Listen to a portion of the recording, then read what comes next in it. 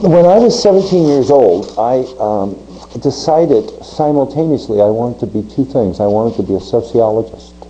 I had studied high school sociology. It struck me as interesting. I wanted to know how groups worked. I wanted to know the impact of groups in interaction.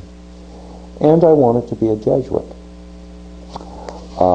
And I became both, and I often have said I'm not sure which is first or prior. I became both. And they became intermingled. I became a Jesuit largely, not to become a priest actually, I became a Jesuit to join a brotherhood that was religious and that had a prayer life and a community life together. And it was natural then, it seemed to me, that because I was interested in a special way of being religious, not that it's the only way or even the better way, but a special way of being religious, a more intense, intentional community way of being religious, that I might have focused from the beginning on sociology of religion. And so I did.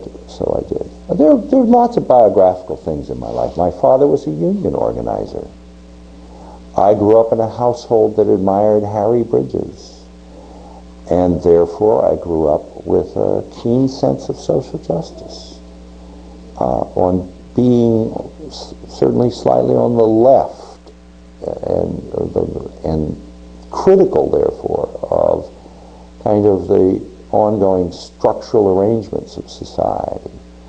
So it was natural that I would take an interest in Catholic social teaching, which I've written about. But I mean, I always felt that that came more from my father, the labor organizer, than from some heavy documents. I mean, they gave fodder and direction and conceptual apparatus to something that was much deeper.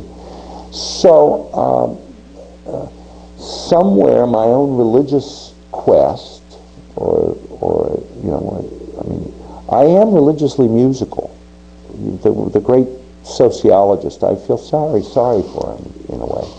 The great sociologist Max Weber once said that he was religiously unmusical. That is, he could describe it but never get inside it. I think I became a Jesuit in order to get inside something, and I try to use my scholarly apparatus as a sociologist to then get the conceptual tools to help people understand the variety of ways religious organizations and people who are religious